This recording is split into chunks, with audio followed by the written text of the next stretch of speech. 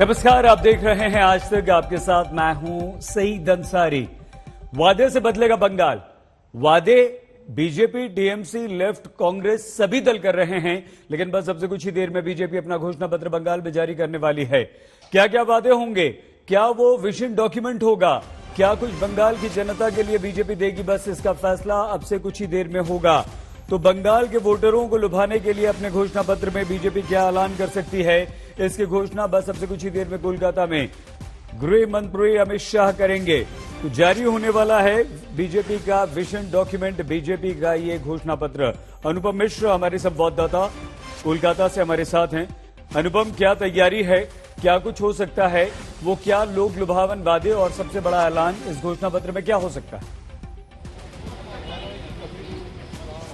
जी देख, सही बात है। इस वक्त हम लोग ईस्टर्न जोनल कल्चरल सेंटर में हैं, जहां पर थोड़ी ही देर में जो विजन डॉक्यूमेंट है, संकल्प पत्र है, उसका उद्घाटन होगा। मेरे पीछे आप देख सकते हैं, ये जो दरवाजा है, यही इसी के भीतर जो हॉल है, यहीं पर फिलहाल इंतजार हो रहा है अमित शाह का, जो थोड़ी देर में यहां पहुंचने वाले हैं। और खास बात जो है, जो सूत्रों से पता चल रही है कि पूरे समग्र बंगाल को लेकर कई तरह के वादे इस संकल्प पत्र में होंगे। खासतौर पर लव जिहाद को लेकर कुछ कानून बनाने की बात हो सकती है। जो दलित, जिस तरह से हमने देखा, ममता बनर्जी ने भी दलितों के लिए काफी कुछ ऐलान किया। बीजेपी के भी संकल्प पत्र में जो दलित हैं, खासतौर पर बंगाल के, जो चाहे वो माहिष्य हो, चाहे साहा हो, चाहे तिली हो, उनके लिए आरक्षण की बात आ सकती है।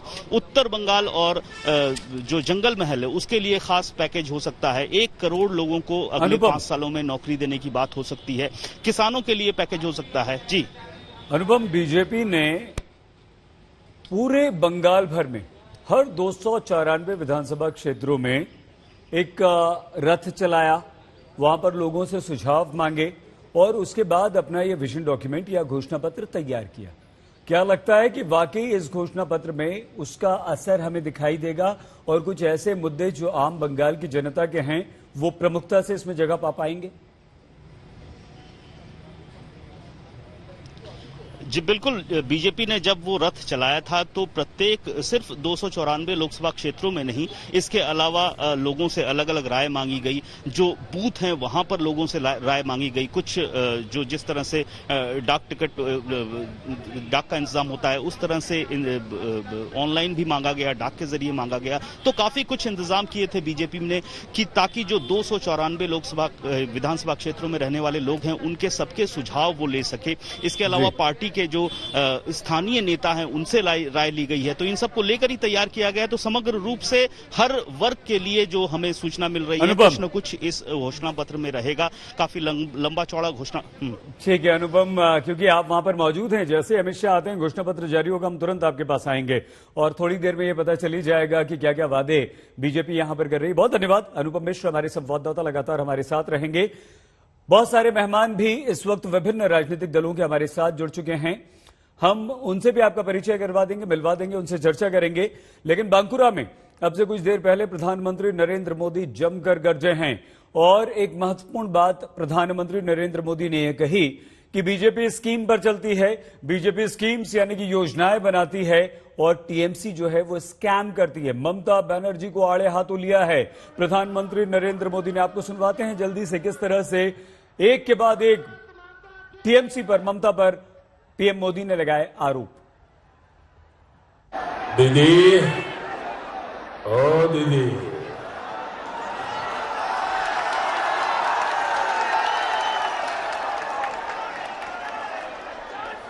भ्रष्टाचार खेला चलबे ना, चलबे ना।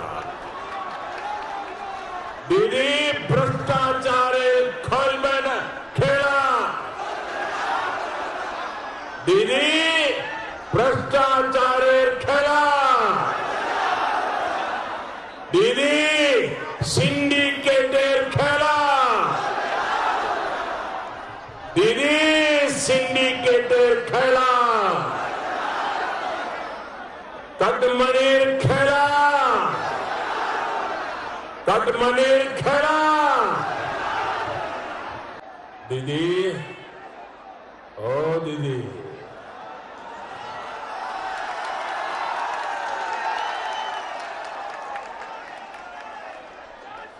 भ्रष्टाचार खेला চলবে না চলবে না। आप बोलेंगे मेरे साथ? आप सब बोलेंगे? आपको बोलना है चलबे ना। दीदी भ्रष्टाचारेर खेला, दीदी भ्रष्टाचारेर चलबे ना खेला, दीदी भ्रष्टाचारेर खेला, दीदी সিন্ডিকেটের খেলা,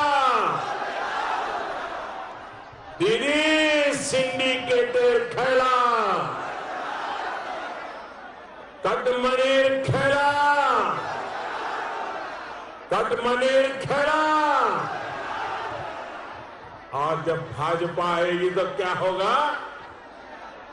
भाजपा जब आएगी माয়ের पूजा होवे, মাটির तिलक होवे, মানুষের सम्मान होवे।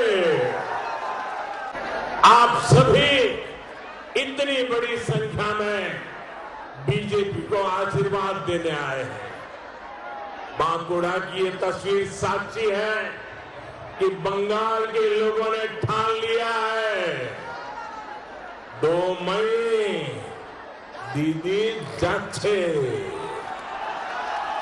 2 मई दीदी जाच्छे।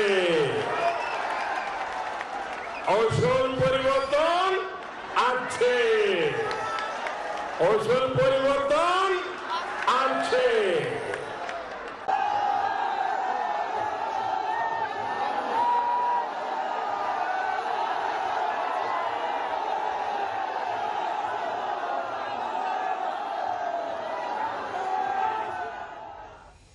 तो प्रधानमंत्री नरेंद्र मोदी जमकर बरसे हैं और उन्होंने एक के बाद एक कई सारे आरोप न सिर्फ ममता बनर्जी बल्कि टीएमसी पर लगा दिए। लेकिन ममता बनर्जी भी ताल ठोक रही हैं। ममता बनर्जी पे लगातार तीसरी बार सत्ता पर काबिज होने की पूरी कोशिश कर रही हैं और बीजेपी पर भी आरोपों की बौछार कर रही। सुनिए।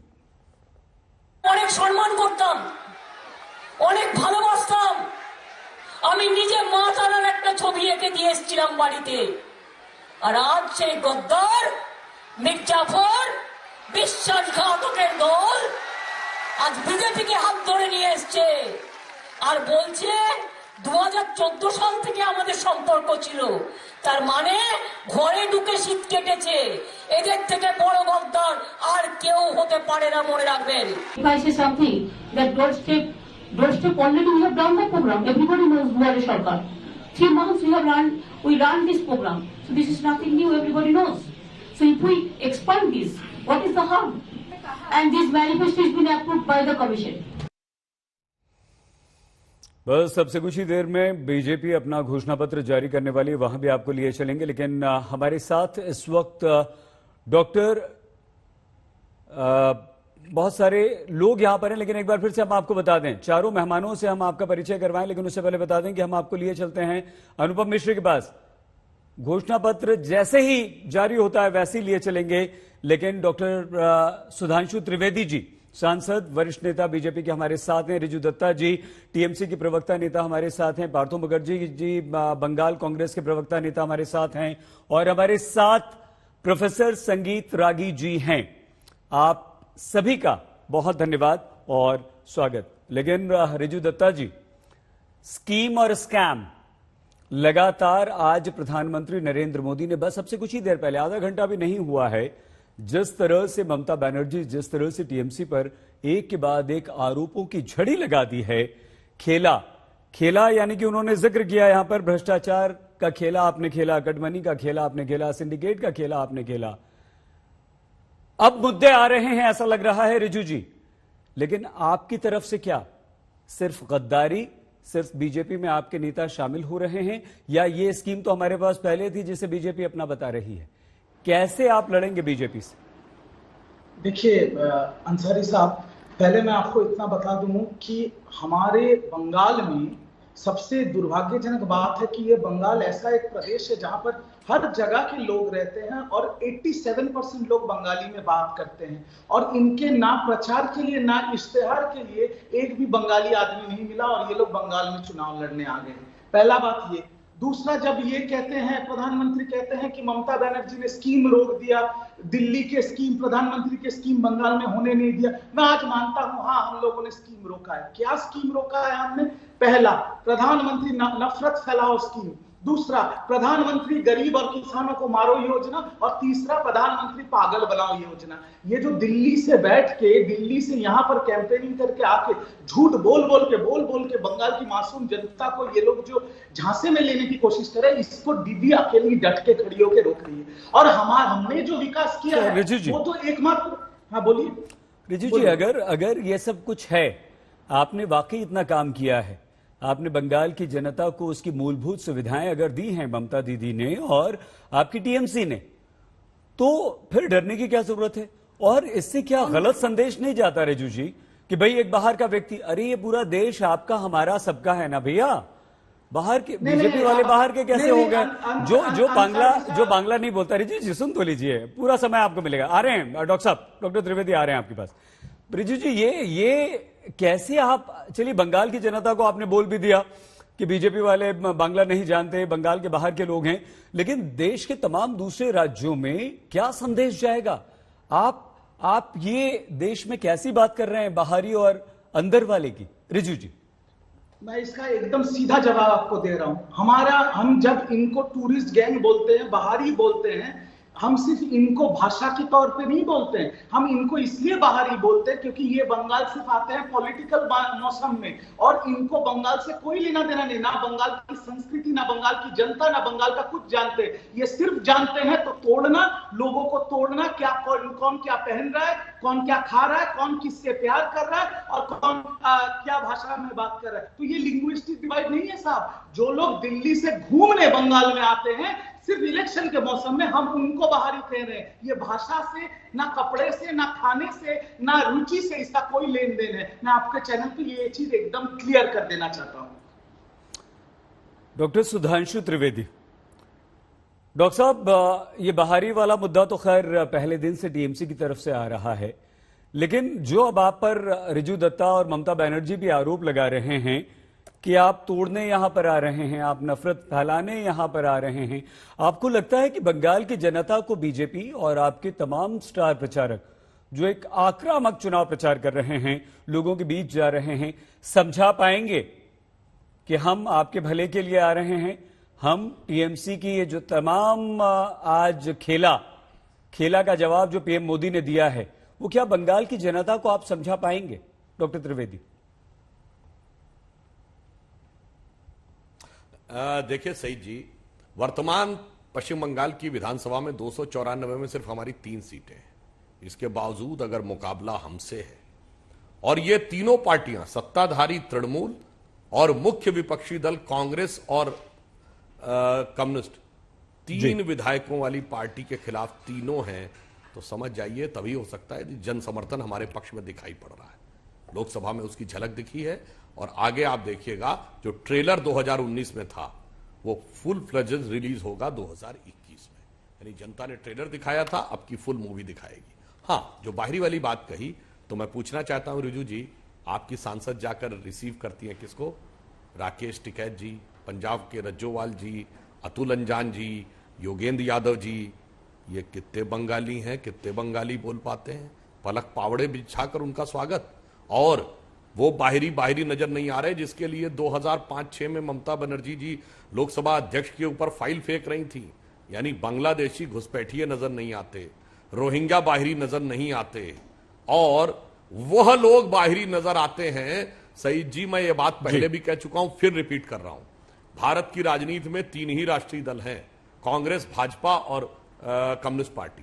कांग्रेस किसके द्वारा स्थापित थी? एक अंग्रेज अधिकारी ए ह्यूम के द्वारा स्थापित गुलामी के कालखंड में। कम्युनिस्ट पार्टी वो तो एक इंटरनेशनल पार्टी की इंडियन ब्रांच है, 1925 में स्थापित। हम एकमात्र पार्टी हैं जो स्वतंत्र भारत में और पश्चिम बंगाल के सपूत डॉक्टर श्यामा प्रसाद मुखर्जी के द्वारा स्थापित, जिन्होंने कश्मीर में जाके बलिदान दिया था देश की एकता के लिए, स्वतंत्र भारत के पहले राजनीतिक बलिदानी। तो भाई संस्थापना की दृष्टि से मूल जड़ तृण और मूल से देखेंगे तो हम ही असली बंगाली पार्टी है मान्यवर। आप भी तो, आपका तृण और मूल तो मूलतः कांग्रेस में था, जो अंग्रेजों के जमाने की पार्टी थी। इसलिए मैं कह रहा हूं अंदरूनी बाहरी। और एक वाक्य सिर्फ कह दूं, जहां से वंदे मातरम जनगण मन निकला, जहां स्वतंत्र भारत की पहली सरकार, आजाद हिंद फौज की सरकार 1943 में सुभाष चंद्र बोस की बात जिम्मेदारी से कह रहा हूं, किसी को चाहे वो लगे, वो निकली, जहां से विश्व जी एक वाक्य पूरा कर दूं? हाँ, वाक्य पूरा कर लीजिए, वाक्य पूरा कर दीजिए।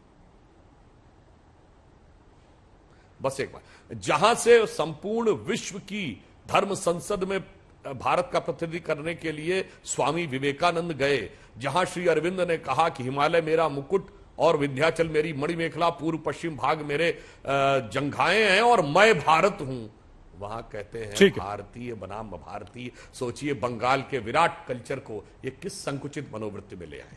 ठीक है सुधांशु जी। रिजू जी, जवाब देने का मौका आपको जरूर मिलेगा, लेकिन पार्था जी और प्रोफेसर रागी से एक एक रिएक्शन ले लें, उसके बाद आते हैं, क्योंकि आप पहले वाक्य से ही डॉक्टर त्रिवेदी के आप जवाब देना चाह रहे थे। पार्था मुखर्जी जी, आप वो लेफ्ट जो 35 साल से बंगाल की सत्ता पर तक काबिज रही, वो कांग्रेस जो अब उस लेफ्ट के साथ चल रही है, और दूसरे आपने दलों को भी साथ ले लिया, छोटे मोटे जो थे वहां के, उसके बावजूद अगर लड़ाई और मुकाबला नजर आता है पार्था जी, तो वो मुकाबला सीधे सीधे बीजेपी से नजर आता है, और ममता बनर्जी सीधे सीधे बीजेपी को निशाने पर लेती हैं, बीजेपी से के खिलाफ बोलती हैं।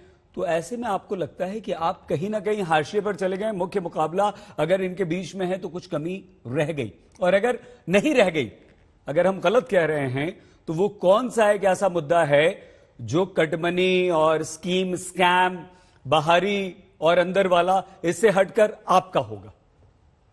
देखिए, आपका जो प्रश्न है उसका मैं उत्तर दे रहा हूं, लेकिन उससे पहले सुधांशु जी ने जो बात बोले उसको मैं एक शब्द में मैं कहूंगा। हाँ, वो ह्यूम के नाम जता है, उसके साथ वेल्डरमैन भी थे, सिर्फ एक नहीं थे, 2 थे, लेकिन उसके साथ और 5 हिंदुस्तानी भी थे। उमेश चंद्र बनर्जी, सुरेंद्रनाथ बनर्जी जैसा आदमी थे। उमेश चंद्र बनर्जी पहला भारत की जातीय कांग्रेस की सभापति भी बने। ठीक है, इसके बाद आपका जो प्रश्न, देखिए टीएमसी को तो बोलना ही है कि बीजेपी मेरा प्रधान प्रतिपक्ष है, क्योंकि टीएमसी का जो समस्या है कि पश्चिम बंगाल में जो 30% मुस्लिम वोटर्स है, वो 30% वोट लेने के लिए बीजेपी को सामने लाना ही पड़ेगा, क्योंकि बीजेपी का डर अगर नहीं दिखाया जाएगा तो 30% मुस्लिम टीएमसी के साथ इकट्ठे नहीं रह सकते।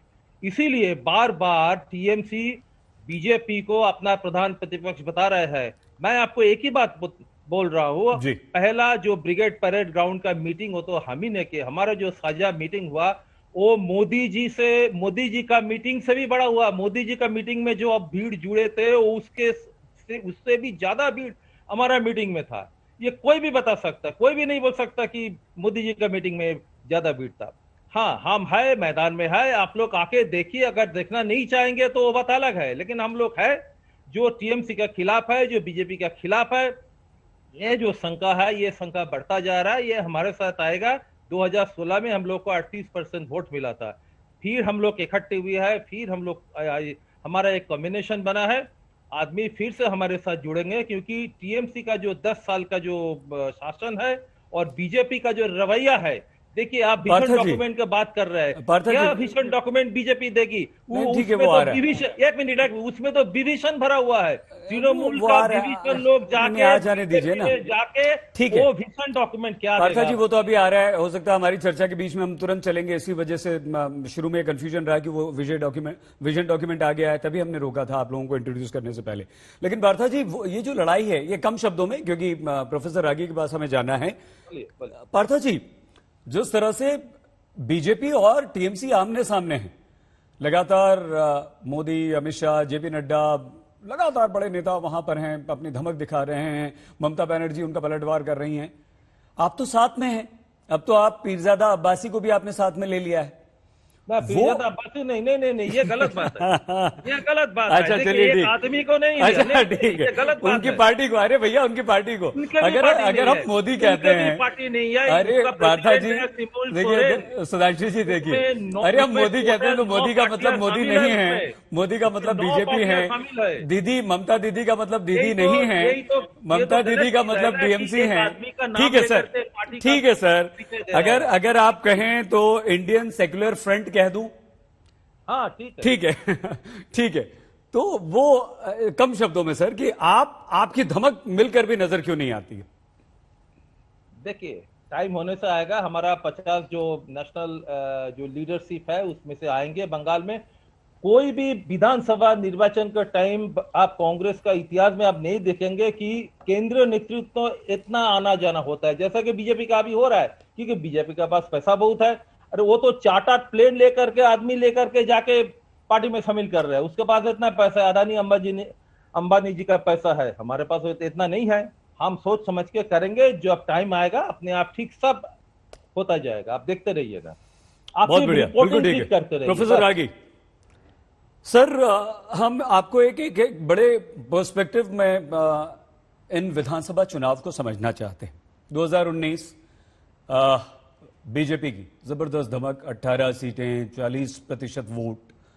क्या आमतौर पर प्रोफेसर रागी ऐसा होता है कि जो लोकसभा के परिणाम होते हैं या लोकसभा का जो वोट प्रतिशत होता है वो उसी तरह से विधानसभा चुनाव में परिलक्षित होता है, या आ जाता है, ट्रांसफर होता है, या कहीं ना कहीं ऐसा नहीं होता, फिर से स्थानीय मुद्दे और स्थानीय दल जो हैं वो महत्वपूर्ण होते हैं? और अगर ऐसा होता है, जैसा कि हमने दिल्ली में देखा सर, प्रोफेसर रागी, दिल्ली में देखा मोदी की जबरदस्त लहर चल रही थी, लेकिन दिल्ली में दोनों बार नरेंद्र मोदी कहीं नजर नहीं आए अरविंद केजरीवाल के आगे। तो क्या ऐसा होता है? और अगर ऐसा होता है तो ये बंगाली और बाहरी का जो मुद्दा है उसका टीएमसी को फायदा मिलेगा, या 2019 का सीधे सीधे 40% वोट और प्रधानमंत्री नरेंद्र मोदी की छवि और उनकी लहर यहां विधानसभा में कन्वर्ट हो जाएगी, बदल जाएगी? ये आपने सवाल पूछा, इसमें कोई एकाकी नियम लागू नहीं होता है।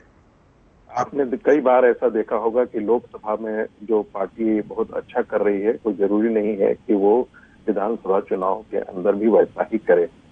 ये इस बात पर निर्भर करता है कि वहां का विमर्श कैसा बन रहा है। यदि पश्चिम बंगाल के राजनीतिक विमर्श में यदि राष्ट्रीय परिप्रेक्ष्य आकर के, राष्ट्रीय मुद्दे आकर के हावी हो जाते हैं और राष्ट्रीय मुद्दे बहुत प्रमुखता से ये आते हैं, तो ऐसी स्थिति में स्थितियां बदल भी सकती हैं। और ये इस बात पर भी निर्भर करता है कि स्थानीय स्तर पर आपकी पार्टी के नेतृत्व क्षमता कैसी है, ऑर्गेनाइजेशन की क्षमता कैसी है, कितना सपोर्ट सिस्टम ये आता है। जहां तक आपने एक ही सवाल पूछा था और कांग्रेस की बात कर रही थी, हम लोग उसको एक डुअर्जर फार्मूला बोलते हैं। जो पार्टी बार बार तीसरे नंबर पर आती है, चौथे नंबर पर आती है, इलेक्टोरेट्स उसे वोट देना बंद कर जाते हैं और धीरे धीरे वो पार्टियां खत्म हो जाती हैं। कांग्रेस और सीपीएम के लेकर के यही फॉर्मूला, यही जो थियरी है जो पूरी दुनिया में एस्टैब्लिश्ड है। ऐसी स्थिति में मुझे ऐसा लगता है कि कांग्रेस और उसके बीच में यही खत्म होने की बात है। हाँ, यदि मुसलमानों का वोट यदि कांग्रेस के पक्ष में बहुत जाता है या सीपीएम के पक्ष में जाता है, जिसकी संभावनाएं हैं, मुझे ऐसा लगता है कि वो सीपीएम के पक्ष। सर, हम यही जानना चाहते थे प्रोफेसर रागी, तो ये जो पार्था जी ने बहुत महत्वपूर्ण सवाल उठाया था कि 30% वोट के लिए लड़ रही है यहां पर टीएमसी ममता, लेकिन जल्दी से आते हैं अनुपम के पास कोई खबर है। अनुपम, क्या जानकारी है घोषणा पत्र की? अमित शाह आ गए हैं क्या? जी देखिए, बस थोड़ी देर में अमित शाह आने वाले हैं और तैयारियां पूरी हो चुकी हैं। घोषणा पत्र में कुछ खास बातें जो रहने वाली हैं वो मैं आपको बता दूं। एक तो जो राजनीतिक हत्याएं हुई हैं तो उनके जो परिवार हैं उनको पुनर्वास देने की एक योजना इसमें आ सकती है, जो सुनने में आ रहा है। दूसरा, जैसा कि मैंने पहले कहा, जो ममता बनर्जी ने जो दलितों के लिए कहा था, खासतौर पर माहिष्य, तीली, साहा जो कैटेगरीज हैं उनको ओबीसी में लाने की जो बात कही थी, उसके बारे में भी बीजेपी के जो विजन डॉक्यूमेंट है, संकल्प पत्र है, उसमें कुछ न कुछ 5 बजे का समय था घोषणा पत्र का। काफी वक्त हो गया है, अभी 5:30 बजने वाले, 22 हो गया है। जी देखिए, सुबह से ही जो कार्यक्रम अमित शाह के चल रहे हैं उसमें थोड़ी देरी हुई है। जब अमित शाह एग्रा में पहुंचे सभा करने में, वहां पे भी जो शेड्यूल्ड समय था उससे थोड़ा लेट पहुंचे। इसके बाद उनको मेचता जाना था, उसके बाद यहां आना है। तो सुबह से ही जो कार्यक्रम है थोड़ा लेट चल रहे हैं, थोड़ा देरी से चल रहे हैं, इसी वजह से थोड़ी देरी हो रही है। बंगाल की जनता को बीजेपी की तरफ से क्या मिल सकता है? घोषणा पत्र बस सबसे कुछ ही देर में जारी होने वाला है। कोलकाता में तैयारियां पूरी हैं। गृह मंत्री अमित शाह इस घोषणा पत्र को जारी करेंगे। बस सबसे कुछ ही देर में ये घोषणा पत्र जारी हो रहा है। ये तस्वीरें हम आपको दिखा रहे हैं प्रेस कॉन्फ्रेंस की। तैयारियां सारी हैं। 5 बजे का समय था, थोड़ी सी देरी हो रही है, लेकिन क्या क्या घोषणाएं हो सकती हैं? बंगाल की जनता को क्या लोक लुभावन वादे यहां पर मिल सकते हैं? तो आज बंगाल में अमित शाह, प्रधानमंत्री की चुनावी रैलियां भी हुई हैं। जमकर बरसे हैं प्रधानमंत्री नरेंद्र मोदी। शुभेंदु अधिकारी के पिता भी बीजेपी में शामिल हुए। अभी तक का अपडेट हम आपको दे रहे हैं। औपचारिक तौर पर आज उन्होंने बीजेपी को ज्वाइन भी कर लिया है, लेकिन पीएम ने स्कीम और स्कैम 2 नए शब्दों का इस्तेमाल किया। कहा कि बीजेपी स्कीम पर चलती है और टीएमसी स्कैम पर। अनुपम, आपने कहा था कुछ जातियों को ओबीसी में शामिल किया जा सकता है। ये एक बड़ा दांव हो सकता है बीजेपी का, बड़ा वादा हो सकता है। इसके अलावा वो मूलभूत सुविधाएं जिनकी हर राज्य की जनता को दरकार होती है, ऐसे वो कौन से मुद्दे हैं जो आज बीजेपी अपने घोषणा पत्र में आपसे कुछ ही देर में शामिल कर सकती है, जिसका ऐलान हो सकता है? अनुपम, और स्थिति क्या है इस वक्त? कोई जानकारी मिल पाई है? क्या चल रहा है अंदर?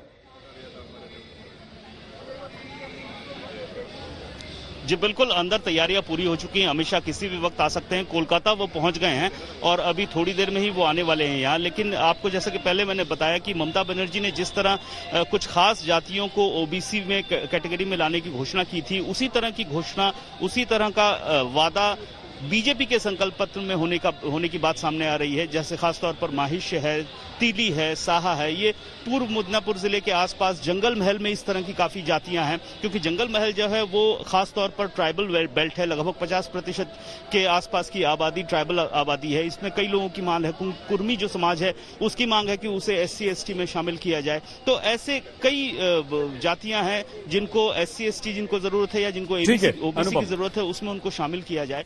और अनुपम, आते हैं हम, जैसे ही घोषणा पत्र जारी होगा आप वहां पर मौजूद हैं, हम आपके पास आएंगे। अनुपम मिश्र हमारे संवाददाता नजर बनाए हुए हैं। तैयारियां हो चुकी हैं, अमित शाह पहुंच चुके हैं। बस प्रेस कॉन्फ्रेंस में कुछ ही देर में वहां वो आने वाले हैं। सुधांशु जी, डॉक्टर त्रिवेदी, सुधांशु जी, ठीक है, टीएमसी ममता लगातार बाहरी का मुद्दा उठा रही हैं, आप लोगों को, बीजेपी को, आपके नेताओं को बाहरी बता रही हैं। फिर प्रधानमंत्री नरेंद्र मोदी को बार बार ये क्यों याद दिलाना पड़ रहा है? पश्चिम बंगाल की जनता को श्यामा प्रसाद मुखर्जी जी का जिक्र करना पड़ रहा है, उनका उल्लेख बार बार करना पड़ रहा है। बंगाल पर हमारा कर्ज है, ये बताना पड़ रहा है। क्यों ये बताने की जरूरत पड़ रही है? और अंत में सुधांशु जी, आप बहुत वरिष्ठ नेता हैं और चुनावों को बहुत अच्छी तरह से समझते हैं। जब वोटिंग होती है, आखिरी घंटे होते हैं, 1-2 दिन होते हैं, तो क्या सीधे सीधे वो स्थानीय भाव लोगों में जागृत नहीं होता, जिसका जिक्र प्रोफेसर रागी ने भी कहा कि लोकसभा और विधानसभा को हमें अलग देखना चाहिए? सर,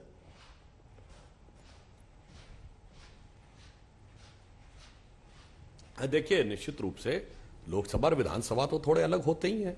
विधानसभा का चुनाव स्थानीय मुद्दों पे स्थानीय नेतृत्व के साथ होता है। ये इको हो रहा है, जरा इसको ठीक करवा दीजिएगा। जी जी, अवश्य। परंतु लोकसभा का चुनाव राष्ट्रीय मुद्दों पे होता है। परंतु यहां मैं कहना चाहूंगा कि पश्चिम बंगाल के साथ एक मजेदार स्थिति है। चुनाव तो ये राज्य का है, पर पूरे राष्ट्र की दृष्टि इस पर लगी हुई है, यानी एक राष्ट्रीय डायमेंशन लिए हुए। और उससे ज्यादा भी मजेदार बात यह है कि इस समय ऐसे आंदोलन चल रहे हैं जो अंतरराष्ट्रीय डायमेंशन लिए हुए हैं। और मैंने जैसा कि अभी बोला कि बाहर से आए हुए लोगों को लेकर देश के अंदर तो मतभेद पैदा किया जा रहा है, देश की सीमा से बाहर आए। अभी ममता जी मीर जाफर शब्द बोल रही थी। अरे मीर जाफर ने तो विदेशियों के साथ गठबंधन किया था सत्ता पाने के लिए, तो विदेशियों के दम पर कौन सत्ता प्राप्त करना चाह रहा? और अभी सईद जी, आपने जाने से पहले एक बात कही थी ना कि क्या मुस्लिम वोट के लिए ही दोनों आ रहे हैं। देखिए अभी पार्थो जी के मुंह से क्या निकला कि तृणमूल डरा रही है मुस्लिमों को, बीजेपी का डर दिखा रही है। और पार्थो जी की पार्टी यथा नाम तथा गुणा, रिजू दत्ता जी का नाम रिजू है, मतलब सीधा, उनका सीधा निशाना उस 30% वोट पे है।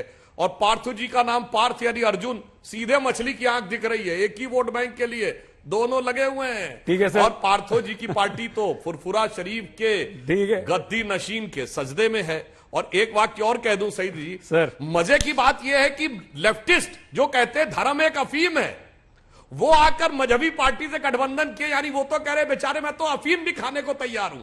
आप लोगों ने कभी सुना होगा ना, एक लव ट्रायंगल होता है, तो एक लैला है वो है मुस्लिम वोट और दो मजनू खड़े हैं, कह रहे हैं बस तू मेरी तरफ देख, तू मेरी तरफ देख, दोनों में जवाबी कव्वाली चल रही है। छोटे मोटे मजनू तो आप भी हैं सर, दृष्टि तो आपकी भी है। कितने टिकट दिए हैं आपने, सोचिए, सबसे ज्यादा आपने टिकट दिए हैं इस बार, पहली बार शायद ऐसा हुआ होगा।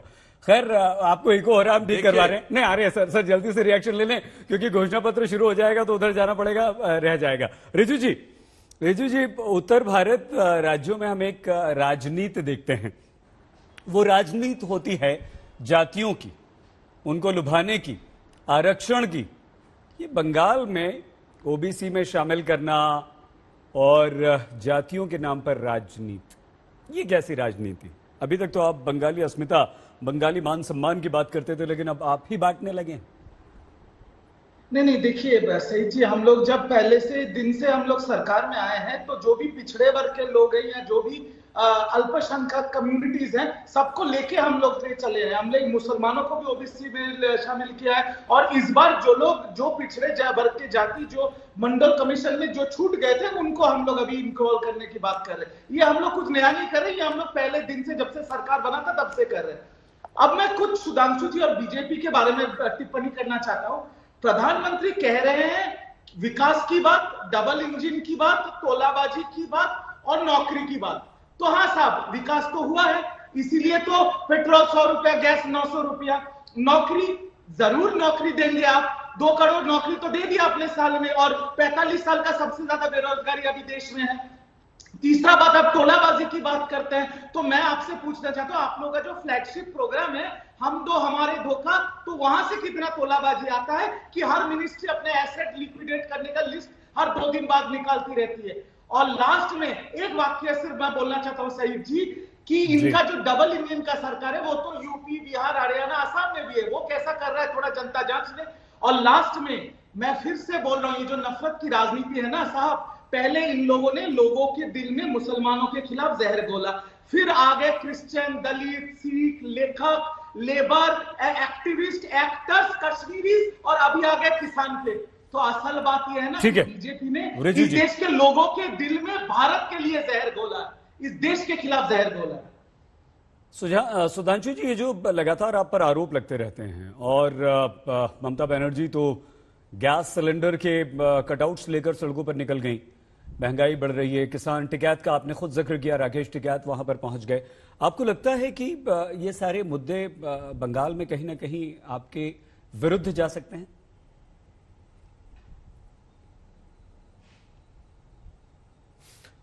देखिए, अगर इन मुद्दों की यथार्थ देखें तो आज गैस की कीमत जितनी है 750-800, परंतु आप बताइए, जरा दर्शकों से मैं कहूंगा, जाइए जनवरी 2014 में कितनी गैस की कीमत थी, देख लीजिए। 2013 के एंड और 14 के शुरू में 1200-1300 रुपए का था नॉन सब्सिडी का सिलेंडर।